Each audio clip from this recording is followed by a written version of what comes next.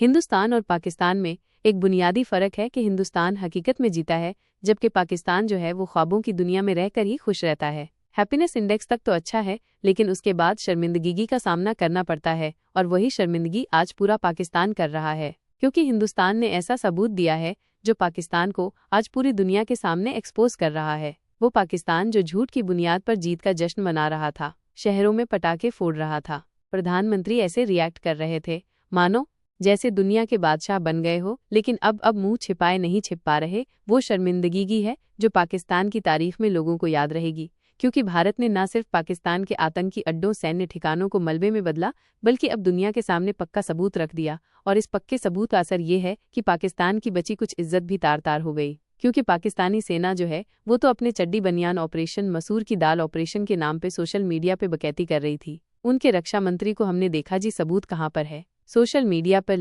लो, एक सबूत नहीं दे पाए। एक कहानी जो है उनकी जो मुंह से कही गई वो साबित नहीं हो पाई। लेकिन हिंदुस्तान की फौज जो थी वो आज तैयारी के साथ आई थी। सैटेलाइट इमेज से लेकर ड्रोन फुटेज, सीसीटीवी रिकॉर्डिंग, खुफिया डेटा की ऐसी बौछार की कि दुनिया ने इंडियन आर्मी का प्रोफेशनलिज्म देखकर कहा, वाह, फौज हो तो हिंदुस्तान के जैसी। हिंदुस्तान की फौज का भी आज मैसेज साफ था कि गुरु हम ठोकते हैं, सबूत देते हैं। तुम बकवास करते रहो सोशल मीडिया पर, तुम रोते रहो सोशल मीडिया पर, कसम से कह रहे हैं।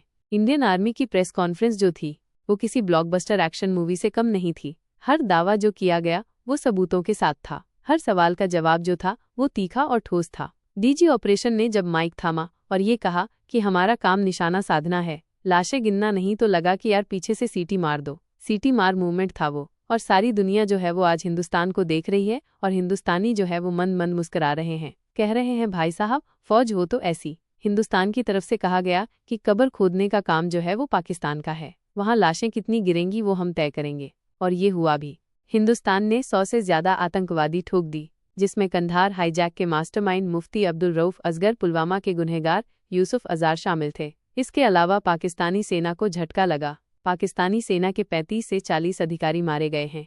4-5 के तो नाम भी सामने आ गए हैं, और कुछ में तो शहबाज शरीफ खुद मौजूद थे उनके अंतिम क्रियाक्रम में। हालांकि हम चाहते हैं कि आप भी हमारी एक मदद करें, हमारे व्हाट्सएप चैनल से जुड़ें। लिंक हमने डिस्क्रिप्शन में और कमेंट सेक्शन में पिन कर रखा है। आप जुड़ेंगे तो इससे हमारी ताकत बढ़ेगी और आप तक जल्दी हमारे वीडियोस पहुंचेंगे। हिंदुस्तान का संदेश बड़ा क्लियर था कि इस बार मारा है, अगली बार फिर मारेंगे। जगह तुम्हारे घर में, और ये सब कुछ प्रेस कॉन्फ्रेंस में था। और हिंदुस्तान की प्रेस कॉन्फ्रेंस ने दिखाया कि प्रेस कॉन्फ्रेंस होती कैसे है, क्योंकि पाकिस्तान में जो हुआ था वो सर्कस का तमाशा था। हिंदुस्तान की प्रेस कॉन्फ्रेंस में प्रोफेशनलिज्म की मिसाल थी, सबूतों का पहाड़ था, तंज का तड़का था। सैटेलाइट इमेज से लेकर ड्रोन फुटेज, हर दावे को पुख्ता किया गया। सवाल जवाब में कोई ड्रामा नहीं था, कोई फिल्मी बातें नहीं, कोई हवाबाजी नहीं। वो गंभीरता, फौजी ठहराव और दुनिया को स्पष्ट संदेश। ये कहा कि वे हिट हार्डर, अपनी कब्र खुद खोद लेना। मानो सीधी बात, नो बकवास। सीधा सीधा कहना कि हम हिट करेंगे, सबूत देंगे, तुम रोते रहो। उधर पाकिस्तान के डीजीआई एसपीआर की प्रेस कॉन्फ्रेंस, मतलब भाई साहब हास्यास्पद थी वो। इमोशनल डायलॉग मारे जा रहे थे। ऐसा लगा कि किसी पाकिस्तानी डेली सोप के डायलॉग्स को चिपका दिया गया, उनसे राइटर लाया गया हो। सबूत के नाम पर शून्य सोशल मीडिया। कुछ भी सवाल पूछो सोशल मीडिया। पूछो जी आपके पायलट सुरक्षित? Social media. आपका ये नुकसान हुआ? Social media.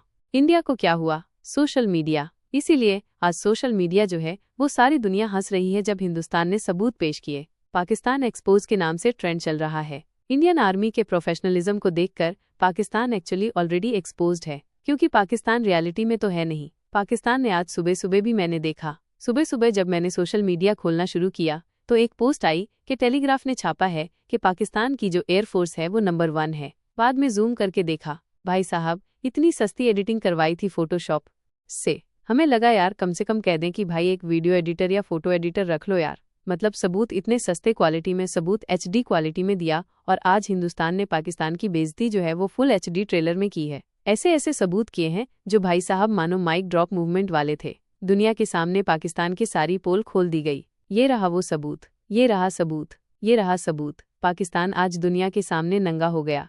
कैसे बताते हैं कहाँ कहाँ हुआ। सैटेलाइट इमेज दी गई, दिखाया गया कि मुरीद के जहाँ पर 2611 हमलों के लिए आतंकवादी को ट्रेनिंग दी गई थी, जहां पर कसाब ने ट्रेनिंग ली थी, हेडली ने ट्रेनिंग ली थी, अब वो कब्रगाह बन गया है। धुआं धुआं दिख रहा था। बहावलपुर 15 एकड़ में फैला मरकज। सुभान अल्लाह, भारत के हथियारों से जड़ गया। मसूद अजहर के परिवार के यहाँ पर 14 आतंकी जो है वो ढेर हो गए। रहीम यार खान, एयरबेस मतलब जो रनवे उनका था उसमें इतना बड़ा गड्ढा किया है कि वो स्विमिंग पूल बनवा लो आराम से। वैसे पाकिस्तान जो एक्सपोज हुआ है उसमें जाके मुंह छिपा सकता है क्योंकि वो बेकार हो चुका है। और यहीं के बगल में उनका न्यूक्लियर प्लांट भी था जिसको लेकर उनकी फटी पड़ी थी। फिर भूलारीवाला, वहां पर एयरफोर्स का बेस है। F-16 और JF-17 स्क्वाड्रन घर है। स्क्वाड्रन लीडर उस्मान यूसुफ समेत 5 पाकिस्तानी वायु सैनिक यहाँ मारे गए हैं और वीडियो में ATC टावर जो है धुआं दिखा है। सरगोथा एयरबेस, पाकिस्तान का सबसे महत्वपूर्ण एयरबेस जहां पर न्यूक्लियर डिलीवरी सिस्टम थे। यहाँ पर भी रनवे पर भारी नुकसान पहुंचा है। चकलाला का नूर खान एयरबेस इस्लामाबाद से 10 किलोमीटर दूर है। VIP ट्रांसपोर्ट का केंद्र है। वहां पर रडार और हैंगर जो है तबाह कर दिया गया है। जैकबाबाद और चुनिया एयरबेस, यहाँ पर भी नुकसान पहुंचाया गया। कुल मिलाकर पाकिस्तान को हर तरफ से नुकसान जो है वो हिंदुस्तान ने पहुंचाया। इनफैक्ट जो वीडियोज या जो सबूत पेश किए गए उसमें पाकिस्तान के विमानों का मलबा भी दिखाया गया। हवाबाजी नहीं थी। 3 पाकिस्तानी जेट जिसमें 2 JF-17 और एक उनका F-16, इनका मलबा दिखाया गया। DGR ऑपरेशन ने कहा कि हमने कई सारे पाकिस्तानी पैरामिलिट्री फोर्स के विमान जो है वो मार गिराए हैं। हालांकि संख्या में हम नहीं पढ़ना चाहते क्योंकि संख्या अभी युद्ध जारी है, लेकिन कुल मिलाकर एक बात जो स्पष्ट है वो ये कि जो आज सबूत पेश किए गए ये पाकिस्तान की मनोवैज्ञानिक तौर पर बहुत बड़ी हार है। क्यों कह रही हैं ऐसा? क्योंकि पाकिस्तान की फौज ये जान चुकी है कि भारत किसी भी समय किसी भी ठिकाने पर बिना चेतावनी के उनको ठोक सकता है। वो अमेरिका की गोद में जाकर बैठे हैं, अमेरिका से पैसे ले रहे हैं। अमेरिका, चीन और इंडिया के बीच में उनको पाल पस रहा है। वो सारी बात अपनी जगह पे है, लेकिन हिंदुस्तान से अगर वो गुस्ताखी करने की कोशिश करेंगे तो अब उनकी सेफ जोन थ्योरी जो है वो कूड़ेदान में है। भारत ने साफ कर दिया, आतंकी भेजोगे तो फिर तुम्हारे जनरल के दफ्तर उड़ाए जाएंगे, पाकिस्तानी सेना के बड़े बड़े अफसर टपकाए जाएंगे। और पाकिस्तानी सेना के अफसर टपकाए गए भी हैं। कई सारे पाकिस्तानी अफसरों को एक्सपोज किया गया। एक तो टपका के एक्सपोज किया, दूसरा पाकिस्तानी सेना के वो बड़े अफसर जो आतंकवादियों के जनाजे में शामिल हुए थे, आज उनको भी दुनिया के सामने डाल दिया गया। नाम तक बता दिया हिंदुस्तान ने। Lieutenant general Fayaz Hussain Shah, major general Rao, Imran Sartaj, brigadier Mohammad, Furqan Shabbir, इन तमाम लोगों की तस्वीरें जो है वो सामने लाई गई हैं। दिखाया गया कि आतंकवादियों के जनाजे में ये शामिल हो रहे थे और अब ये नाम UN और G20 में गूंजेंगे और पाकिस्तान जो आतंक को पनाह देता है एक बार फिर दुनिया के सामने एक्सपोज होगा। हालांकि दुनिया को पता है कि वो बाले पोसे बैठे हैं। ये सारी तस्वीरें सोशल मीडिया पर है, लेकिन अब आधिकारिक तौर पर है, इसलिए और ज्यादा ये बढ़ी है। अब इंडिया एक तरफ सबूतों पर बात करता है, दूसरी तरफ वो पाकिस्तान है। 5 फाइटर जेट गिरा दिए, सबूत कहाँ है? सोशल मीडिया पर। ISPR की प्रेस कॉन्फ्रेंस, सबूत कहाँ पर है? सोशल मीडिया पर।